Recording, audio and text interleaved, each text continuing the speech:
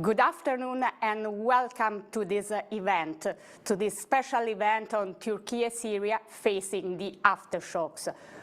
Today we will discuss the repercussions of the earthquake that struck 10 southern Turkish provinces and northwestern Syria 1 week ago. The United Nations described the quake as the worst event in 100 years in this region. Today, with the help of distinguished experts, we will try to understand what the most urgent humanitarian challenges are, as well as the main domestic and international political implications of this natural disaster. Indeed, while they are dealing with the same tragedy, the two countries face different challenges in responding to this catastrophe.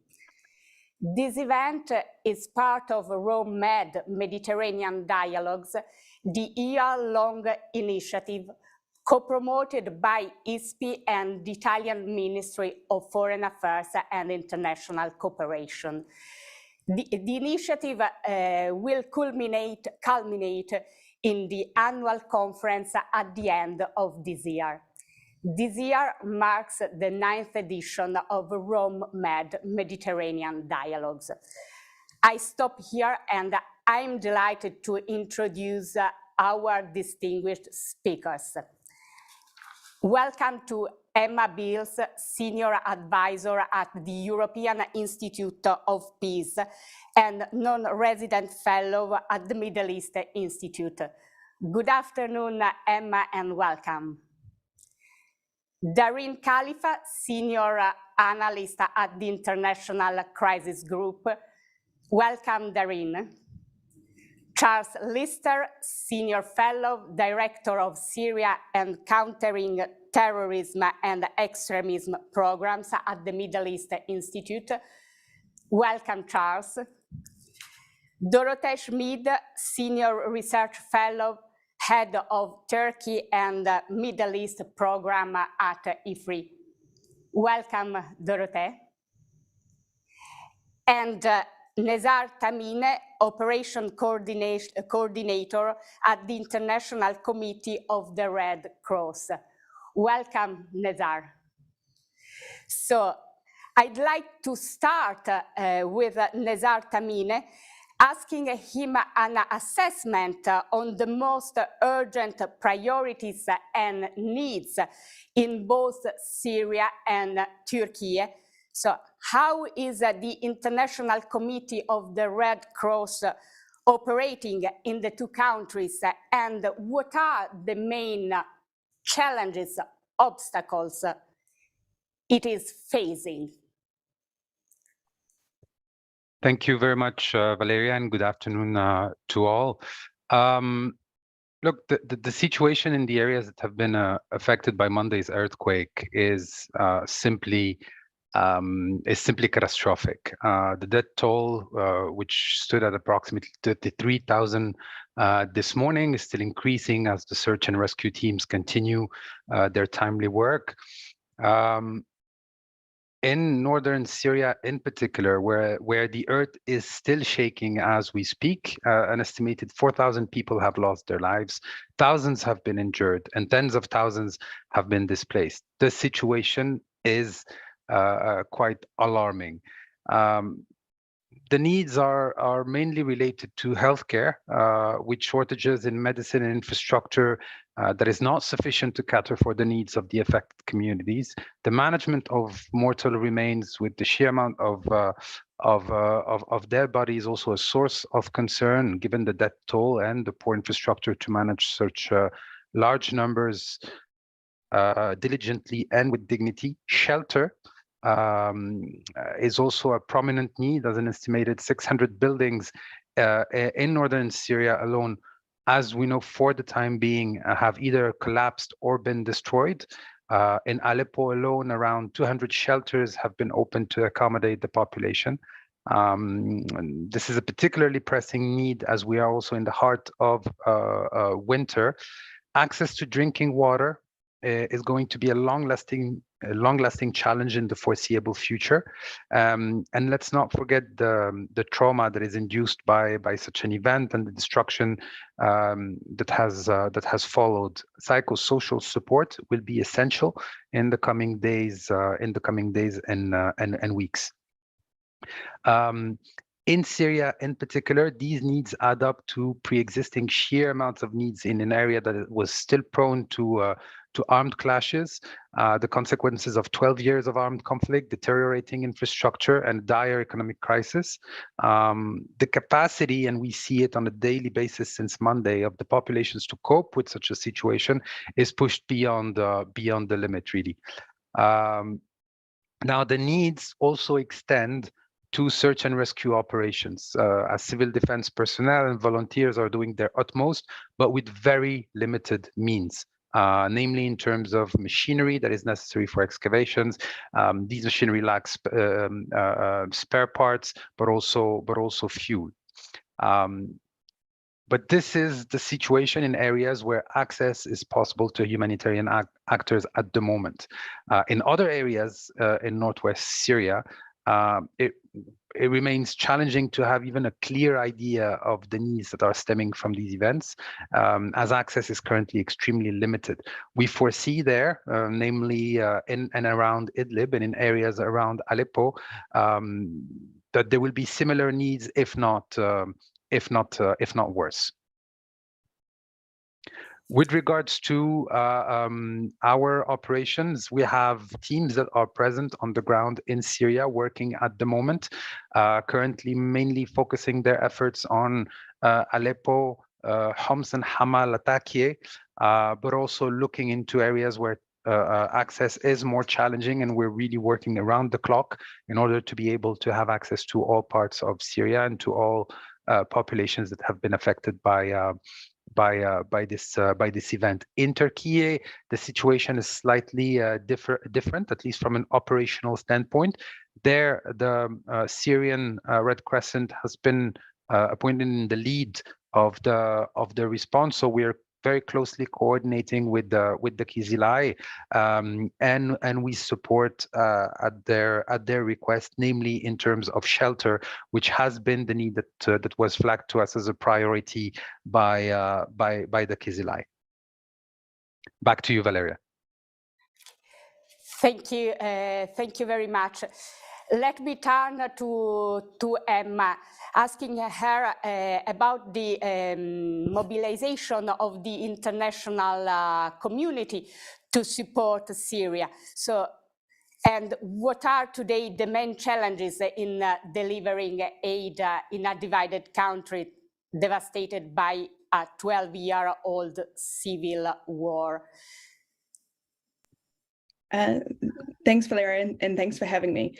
So I think it's fair to say that the international community's response has been patchy at best. We saw a huge outpouring to Turkey immediately, huge plane loads of search teams and materials arriving, and a huge outpouring directly to Damascus from their allies that began immediately as well. So planes have continued to land there. And that also includes the EU now and some EU member states. The Northwest has fallen through the gaps, even though the needs there are far more severe than in the other areas of Syria. So the UN does deserve a lot of criticism here, but I think that there's enough to go around. It isn't sort of just them. I would flag that not all of the problems are political. Some of them, of course, are logistical. So a lot of the teams, particularly those based in southern Turkey, were affected by this, and also those in the Northwest. So they lost team members, or they're working from their cars. Supply chains are interrupted. Airports are damaged. Ports are damaged. The required goods aren't available in country. So we can't underestimate the complications that are caused just by those logistical issues that are happening, in an emergency situation. But and there's a big but here. Initially the crossings into the northwest were closed, all of them, and that lasted pretty much until after the golden window had ended, the golden window being the 72 hours that rescuers really have to find as many of the living as possible under the rubble. Access to the northwest area for the United Nations is only available through Bab el-Hawa crossing under a Security Council resolution. And the number of crossings they can use has been decreased over time, primarily by Russia. The first UN trucks brought pre-planned aid through, so it wasn't specific to the earthquake, but a steady flow has sort of got up and running, and there are more trucks beginning to cross through that crossing now. It isn't enough, though. This is the problem. As of today, commercial goods can cross as well, which will help slowly to mean that cash assistance can ramp up. So there's been huge amount of support from around the world, from individuals, families, community groups, to some of the people who are operating in the country, or big NGOs can offer cash assistance directly to beneficiaries, but they need goods to buy, and some of those goods have been dwindling in supplies over the last week or so. There are attempts to unhook from Damascus permission to increase the number of crossings for UN aid into the northwest. This must be cross-border. There's a lot of talk about crossline, using all possible crossings, and the regime has been very sort of quick to say that they would like the crossline crossings to happen. That made a lot of sense sort of in the first 72 hours if it was going to be the only way to get rescue teams across. But with the Security Council resolution for cross-border assistance up for renewal in July, we can see Damascus really trying to sort of seize the chance to show that they can push all aid through crossline now and remove the need for cross-border in July. So there is a risk here of increasing this modality now, and that being something that reduces modalities, and aid access come July, when needs will still be enormous. Let's be honest, there's a huge rush now, but this is a marathon, it's not a sprint. We also need to think about how we're going to service the needs of these populations over the months and years to come. I know that might be seen as politicizing the issue, but if Damascus isn't willing to also allow cross-border aid and increase the number of crossings from Turkey, it becomes clear that that is kind of a political move. It needs to be about sustained access. But let's not sort of be confused. There's been a lot of focus on cross-border and on UN access, but nothing is stopping other NGOs and search teams from crossing outside of this mandate. So all of the border crossings are open. People can take goods across, search teams across, if they, as an organization, decide that it is within their remit to do so, that it's within their security assessments to do so. For political and other reasons, that has been very slow, but I think that the broader reflection that's going to be needed with the sort of benefit of time and hindsight, that lack of response across all of these different actors is going to be something we need to reflect on, particularly in light of the lack of search assistance that has made it into the Northwest during this critical period. There's a Security Council meeting scheduled for today, and talks are ongoing in Damascus today as well about whether some of that access problem can be unhooked. But I think what we've seen, over the last week is just how fractured Syria is, how deeply political and divided those challenges, just to even something like offering basic humanitarian assistance, life-saving search and rescue in the wake of an enormous tragedy that has affected all of these areas, and how state-first the approach, how a state-first approach in the coming challenge isn't going to result in kind of a just and stable response to the crisis in the short term. So we need to alleviate some of these challenges that are really still very much in play. We are seeing an increase in assistance across to the Northwest very, very slowly. It's not fast enough. There is an increase into Damascus. There has been planes coming in all week. There have been new funding mechanisms that have been opened up, and ways to try to get that assistance flowing more readily as well, to make sure that the people there are taken care of. But it's going to be critical that our solutions don't create problems for later, in terms of delivering long-term assistance, or in terms of sort of long-term stability and peace. so we're going to need to have that conversation as we go along and as we free up some of these really profound challenges to getting the response working how it really, really needs to do. Thanks, Emma. Very quick questions. Do you think that it's possible how the opening of further cross-border access between from Turkey to Syria in the next few days? I think that's very much the hope. You know, Damascus have been giving indications that they might be amenable to it, but ultimately, if they were amenable to it, there is nothing stopping them from giving that permission. We don't need to go back to the council and have another big vote on it if permission is given by the government of the country. So the negotiations that have been going on to try to get them to give that permission bilaterally, you know, without having to go back through all the highly politicized conversation that happens in the council have been happening. We're now over a week after the quake. We haven't actually seen progress there. So I guess the next steps are to try to push that vote if something isn't forthcoming in the next day or two. But it is very much the hope, because scale is so important, and the scale at the moment just isn't there. And when you look at the kinds of needs that there are in the Northwest, you know, we already had in January what was described by humanitarians as a camp crisis. Nearly 2 million people living in camps and crowded informal shelters and so on, that would have exponentially grown. You know, just the amount of assistance, the amount of help, the amount of bodies that are going to need to cross those borders over the next weeks and months will require more crossings, you know, a much more expanded response that can be well coordinated to make sure that all of those immediate needs are met properly. Thank you. So let's remain in Syria and have a look to the areas not controlled by the government. I'll turn to DAREEN, and I would like to ask her, how are the opposition-controlled areas in Idlib dealing with the aftermath of the earthquake? And on the other side, how could Syrian democratic forces, which control northeastern Syria, facilitate an aid response? Please, thank you so much, Valeria, and thank you for having me. In describing how Idlib has been responding to the crisis, I mean, the response has been quite frantic. To use Emma's word, it's also been patchy, and it's also very primitive. But given the limitations of resources they have, it's been quite impressive. And also very heroic.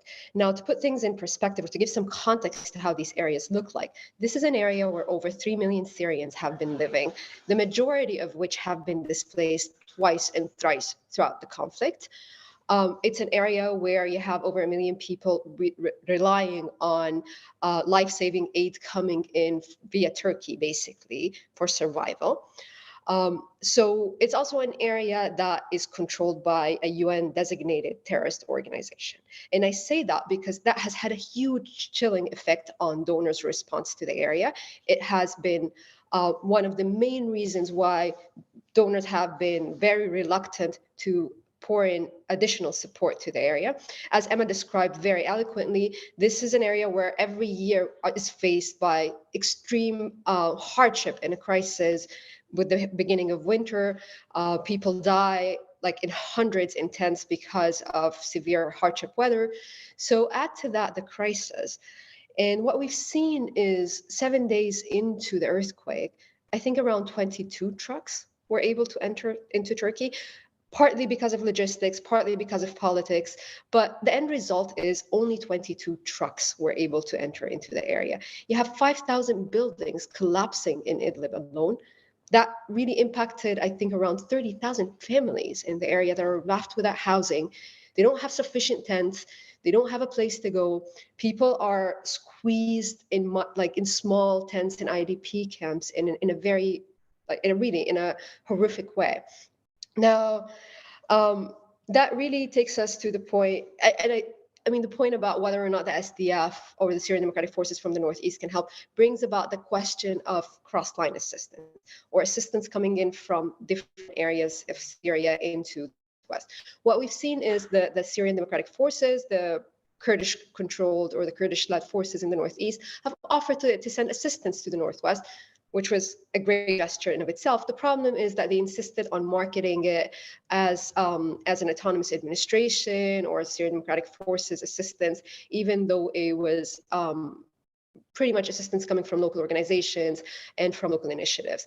Now, that really put a political stamp on assistance, which is the key problem of cross-line assistance into Syria in an area that is divided, or a country that is divided between various adversaries. Politicizing that kind of aid makes it incredibly problematic.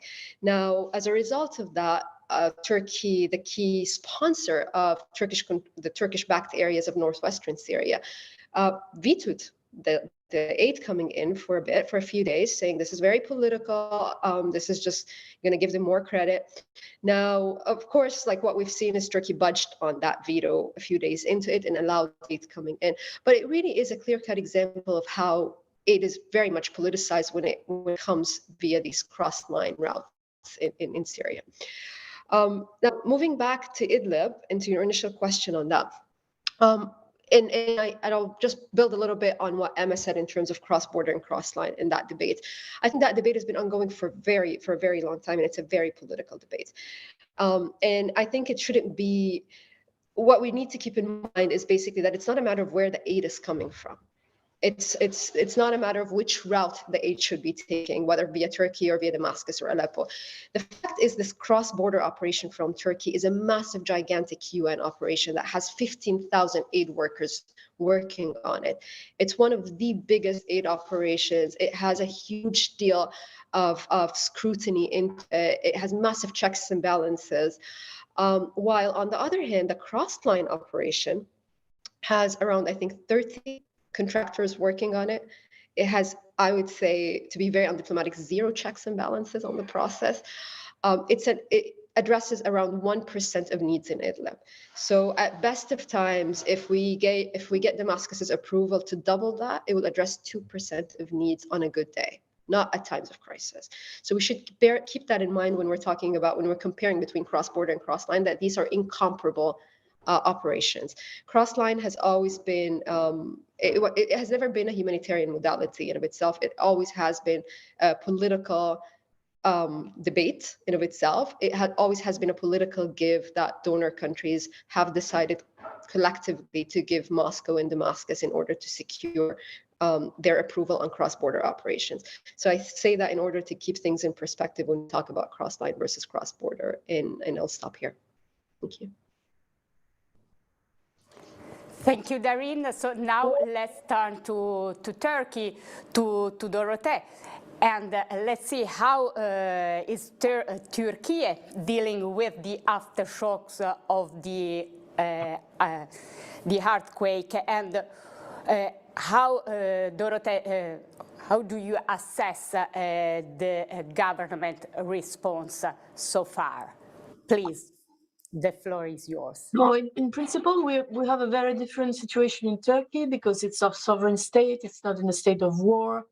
But the main problem is that the regions where the earthquakes happen are rather sort of left alone with their difficulties because they're border regions with Syria. So they've suffered for the last 10 years from all the impact of the Syrian crisis in terms of refugees, overmass of demographic pressure. That's the main problem. But prior to the Syrian crisis, there was also Kurdish migration from the east. That was a result of the ongoing fight between the PKK and the Turkish state.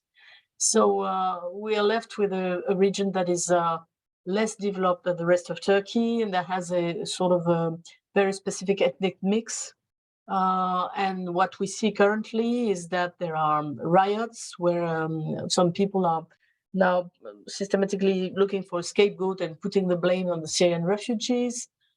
And we know they were already the target of both the AK party and the opposition for the next election, that basically agreed that they had to repel the Syrians to Syria. And then, of course, one could say the earthquake is not a surprise because Turkey is in is in a danger zone that's been very clearly identified. 80% of the territory is in danger of another earthquake.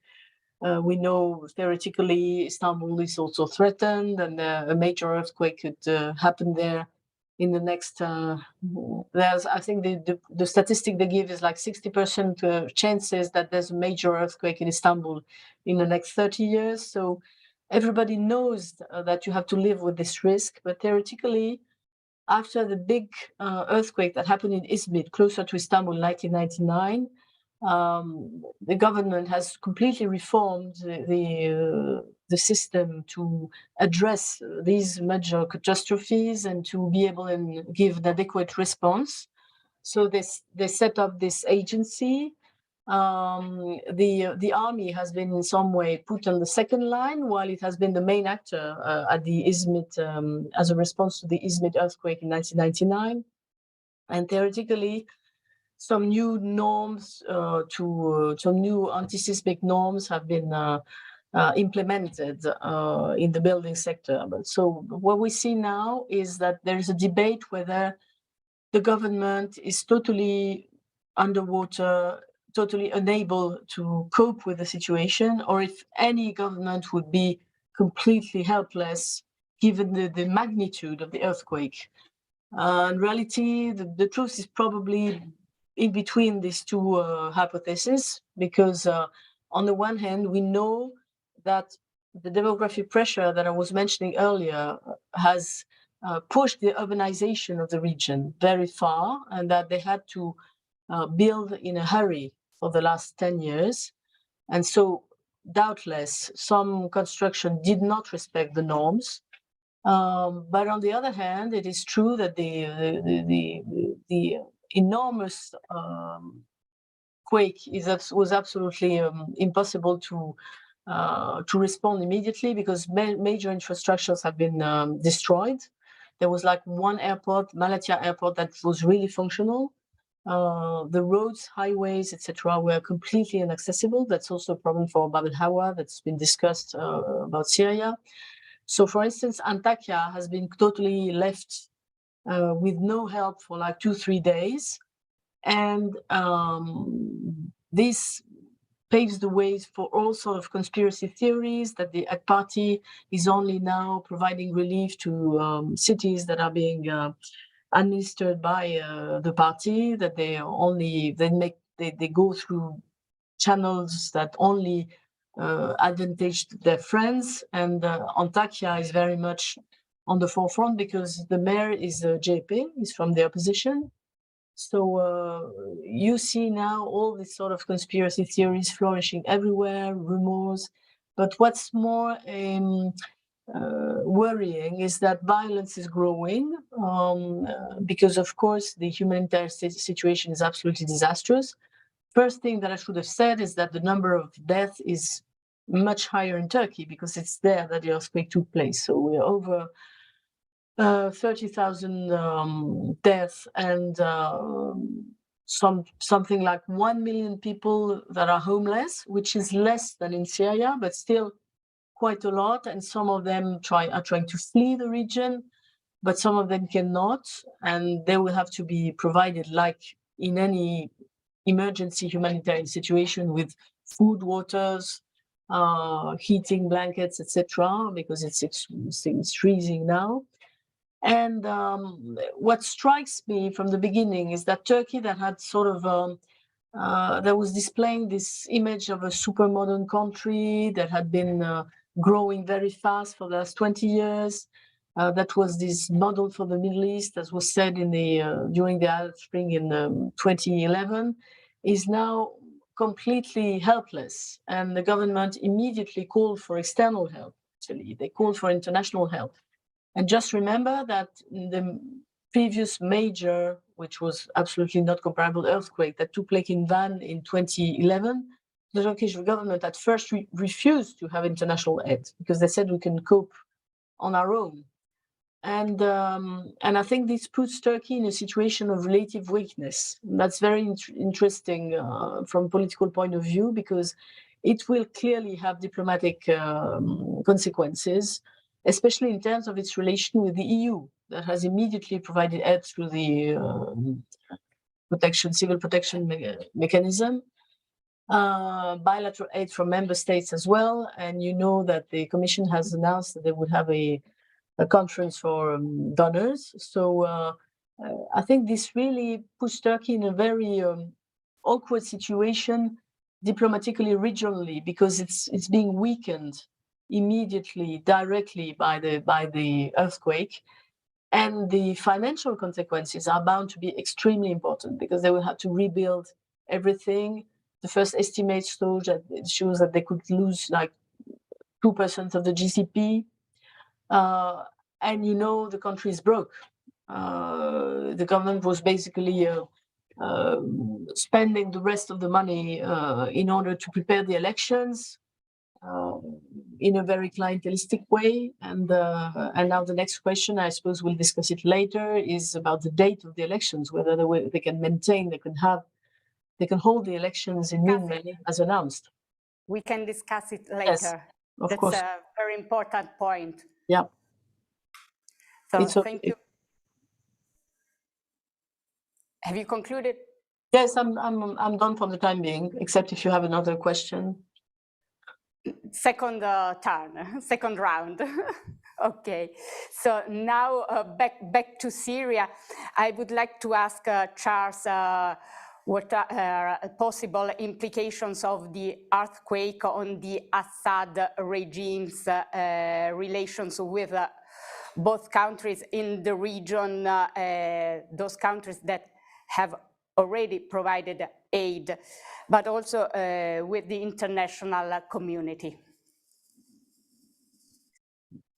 Great, thank you so much. As everyone else has said, thank you for having us. I think at the outset, it has to be said, as tragic and as awful as it is to say, that this natural disaster presents a golden opportunity for the Assad regime. And we saw within hours of the earthquake that the regime was very aware of that.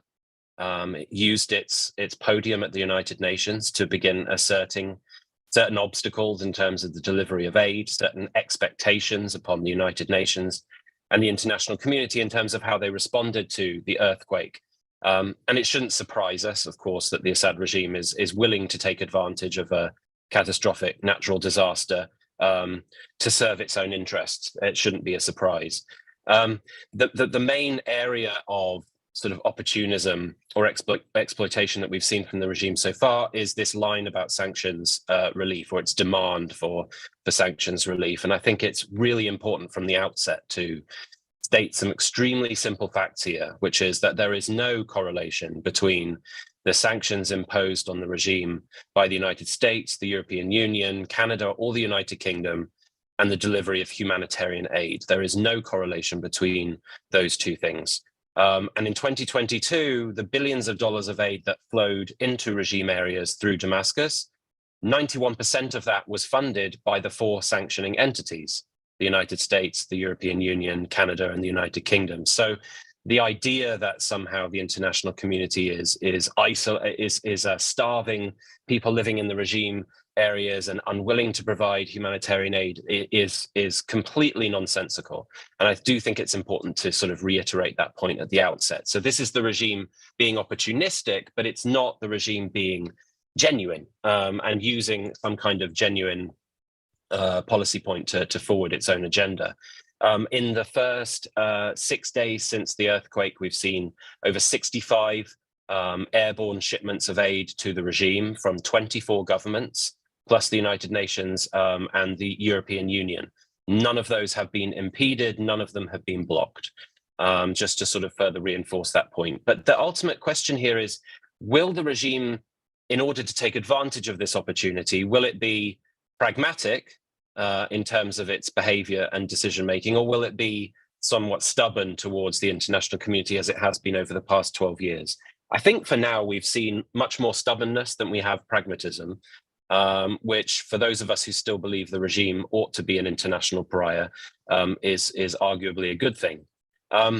So far, in terms of specifically your question, we have seen a wave of aid response from regional countries into Damascus. As I say, most of those 65 shipments came from within the broader Middle East region, including from governments who continue to believe in the isolation of the regime. So they're acting in line with the humanitarian imperative as we within the rest of the international community are. The response from the West has been less in terms of unilateral delivery, but we continue, as I say, to overwhelmingly fund the broader UN aid effort that is channeled through Damascus. From the perspective of the United Nations, the UN OCHA chief, Martin Griffiths, stated quite clearly yesterday, and very unusually for a UN official, that the United Nations had failed the people of northwestern Syria. I think that was brave of him to admit. The UN Security Council, as I think Emma mentioned, is due to begin internal consultations today about the prospects of opening up additional border crossings. I have to be slightly less diplomatic in saying it's unfathomable that it has taken a week for the Security Council to decide to start talking about something like this. But we are where we are, and the consultations will start today. But as they start today, it's also important to take note of Russia's response. And the Kremlin spokesman, Dmitry Peskov, announced this morning that Russia is not encouraging the regime to open up any more crossings. There is no reason to open up any more border crossings into northern Syria. And to that, I think we have to sort of further reiterate the points that have already been made about cross-line and cross-border delivery. In 2022, there was a big push by Russia and the regime to advocate for cross-line aid delivery into northwestern Syria. With that big push, 0.4% of all of the aid that entered northwestern Syria came via cross-line deliveries, and 99.6% of it came via cross-border. So we cannot under sort of stress the distinction here between what is possible with cross-border and what is possible between cross-line. And to begin to conclude, there are a few potential exceptions to what I've said so far. There's been some reporting in French mainstream media today that Emmanuel Macron has been interested in the last few days about potentially joining the push by the United Arab Emirates to normalize the Assad regime and in that way break away from the established EU position. Although I've been encouraged by some other senior French officials just in the last half an hour while we've been on the line here, that French policy remains exactly the same as it always has been. So hopefully that remains the case. Of course, we've also seen an Italian aid delivery unilaterally directed into Damascus via Beirut, which is an exception to the broader European rule too here. I would say to conclude, we do probably appear to be on a accelerated path towards the normalization of the regime, because of course it's not new that we may have been on that path already. But ultimately, I think a lot of it will depend on how the regime responds, whether it is, as I said earlier, stubborn or more pragmatic in terms of how it deals with both requests for further assistance, but also how it deals with the governments that continue to press against it.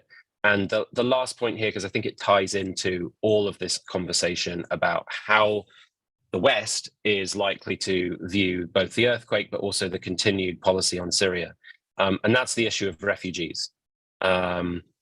Refugee policy in Europe has more or less led to, in the past, a policy of continuing to isolate the regime, to focus on the root causes of the Syrian crisis and therefore resolve the instability in Syria. Now, in 2022, the rate of illegal migration of Syrians into Europe rocketed by over 100%. And that was before the earthquake. I fear that with the destruction in Turkey, as well as the vast amounts of destruction in northwestern Syria, those numbers are going to explode this year once the spring begins. If that starts, then I don't think the European position is most likely to continue to support the isolation of the regime. I think the pro-normalization voices are likely to be emboldened. And so we'll have to see how that plays out. Thank you, Charles. We have 20 minutes left for a second round of questions with quick answers. So I'd like to back to NEZAR TAMINE, and I'd like to ask him how can coordination among the humanitarian actors active both in Turkey and Syria be improved in order to improve coordination and the humanitarian response? Look, that somehow is a challenging question in the sense that as far as Turkey is concerned, Kızılay, the Turkish Red Crescent Society, is in the lead together with the International Federation for the Red Cross and Red Crescent movement. So their coordination is being channeled through them.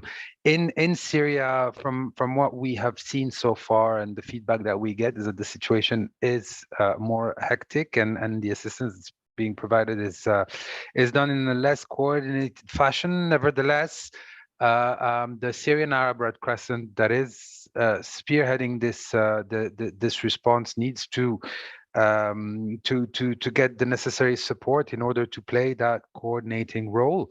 We are supporting the SARC in that regard, but we also have our own activities led on the ground. We are coordinating also with the UN system.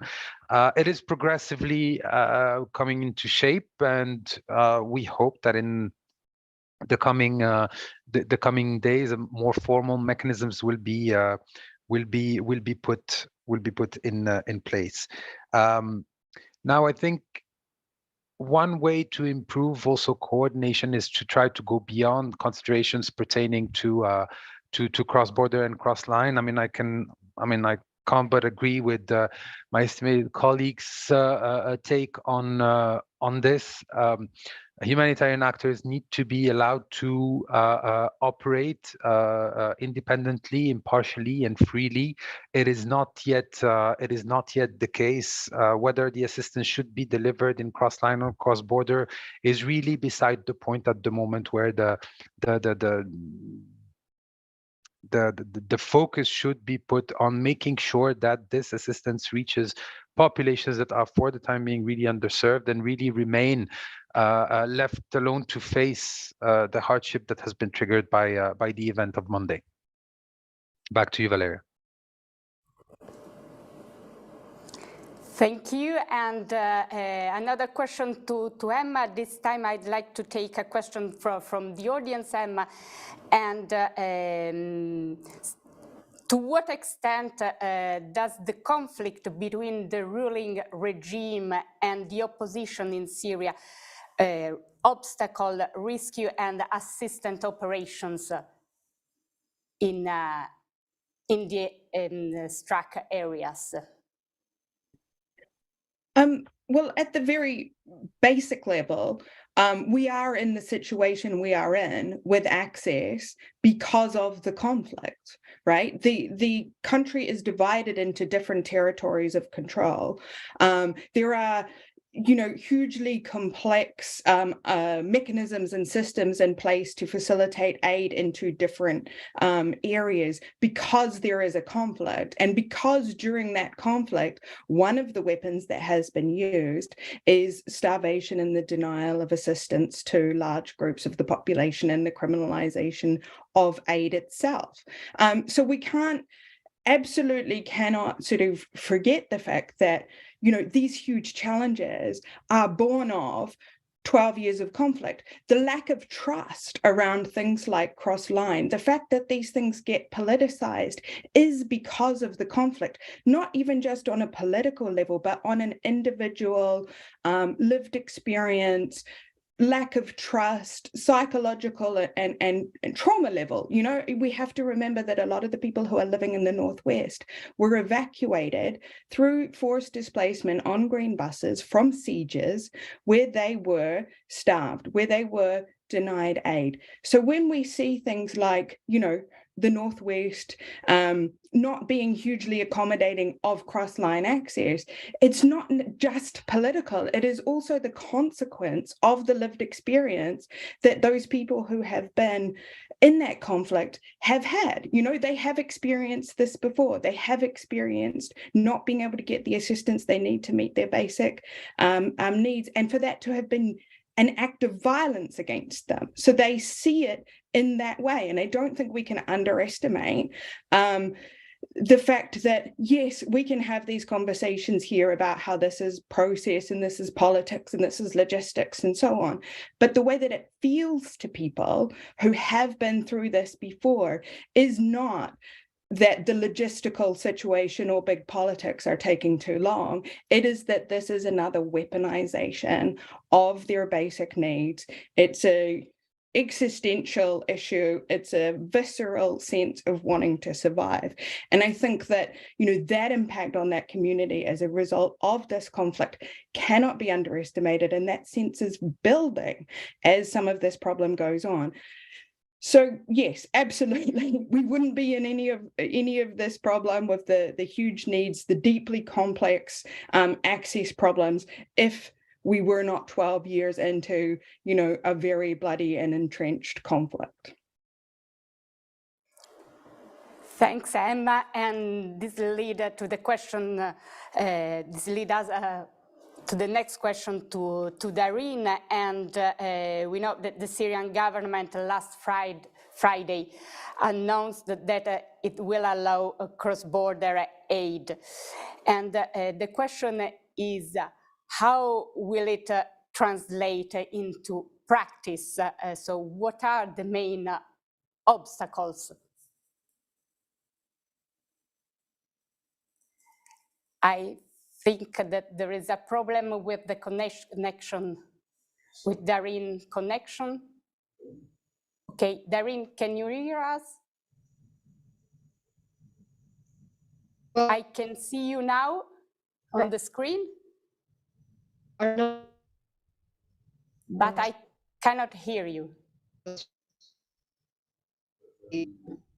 So, DAREEN, I'll back to you later, and I'll turn to Dorothée for the moment, the time that we can restore the connection. So, Dorothée, we were talking about Turkey and next election. The vote has been scheduled in May, on May 14.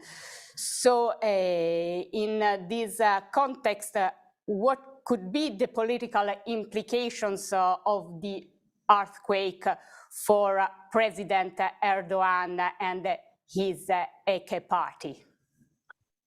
So very simply, the idea is that Erdogan was already in a slightly delicate situation because he has not always been leading the polls last year. And so he has to, of course, keep his alliance with the nationalist right party, the MHP. He's running both for president and the AK party for the general elections, by the way. And so they already have anticipated the elections for 1 month for legal reasons, and also probably because it's a tradition with Erdogan to manipulate the dates, the calendar, in order to make sure that he can surf the best wave in order to win the elections. And so now everybody's wondering whether the popularity of AK party is going to be damaged by the difficult response to the earthquake or not. One point is that 80% of the municipalities that have been touched by the earthquake are precisely managed by AK party. So it means the party is really on the front line to confront the growing anger from the local population, at least. On the other side, the opposition has difficulties to organize. There's a platform that's basically everything but Erdogan, and they have difficulty to decide on who the candidate, the challenger of Erdogan should be for the presidency. And so it's quite uncertain now, as long as the AK Party keeps all the communication channels, as long as the money is still in the hand of the AK Party. They still have many assets in order to reverse the situation. But the problem is that materially, it's going to be very difficult to hold the elections in the regions, of course, that have been put under emergency state. Many people fleeing, many displaced. So it's basically materially impossible to organize the election normally at the date that is that has been given. So now the discussion in Turkey is whether you could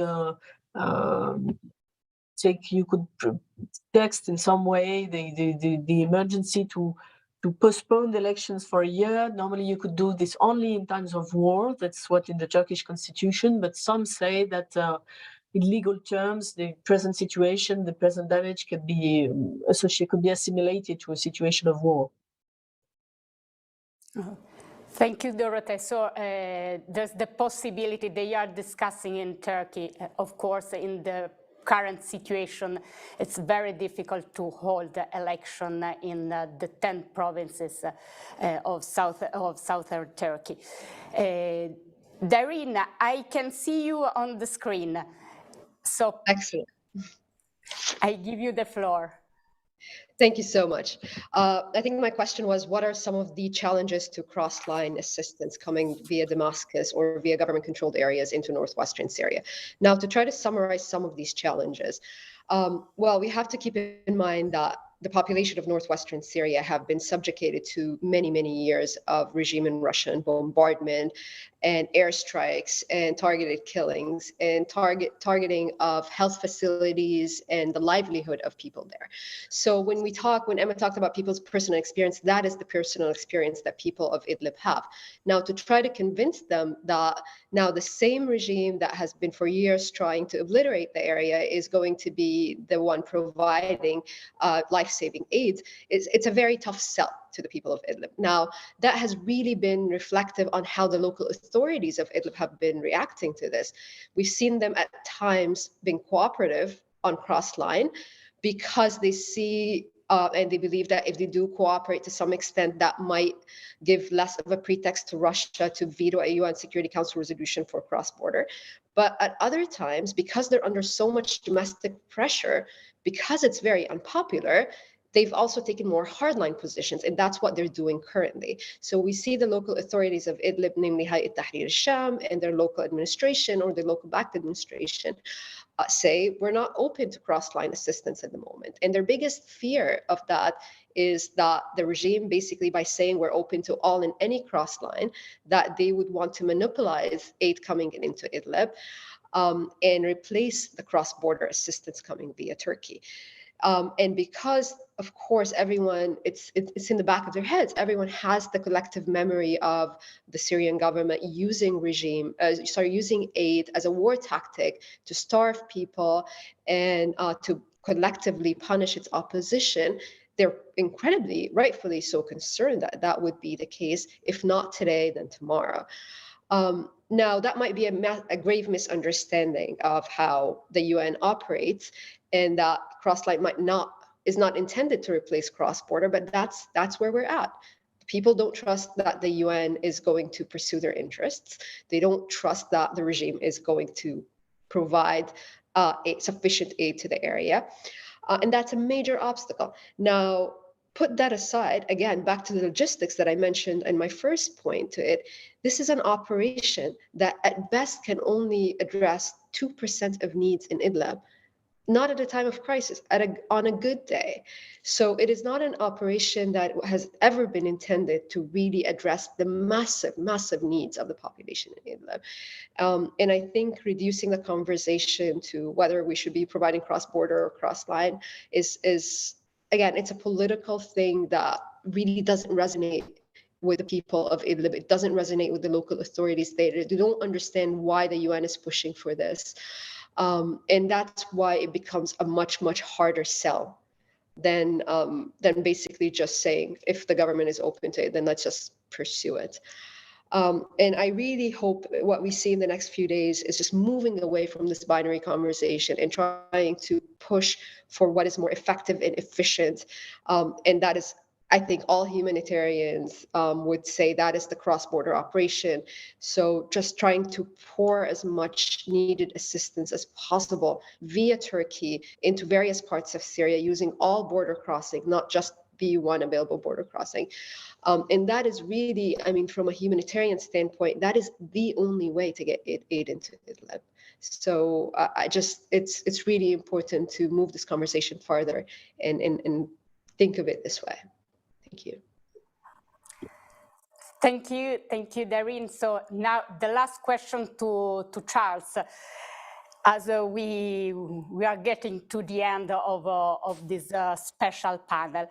Charles, you talked about a sort of path towards normalization between Syria and some regional countries.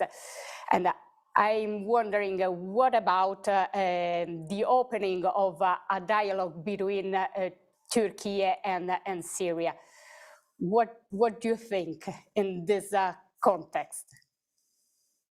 So it's a great question. Of course, it's a question we were all thinking about before the earthquake. I think what we had seen, if anything, just in the days leading up to the earthquake, was that the track of dialogue and a lot of the sort of public statements that we'd been hearing from Ankara about how this was now an inevitability. It was just a matter of time before the relationships became normalized.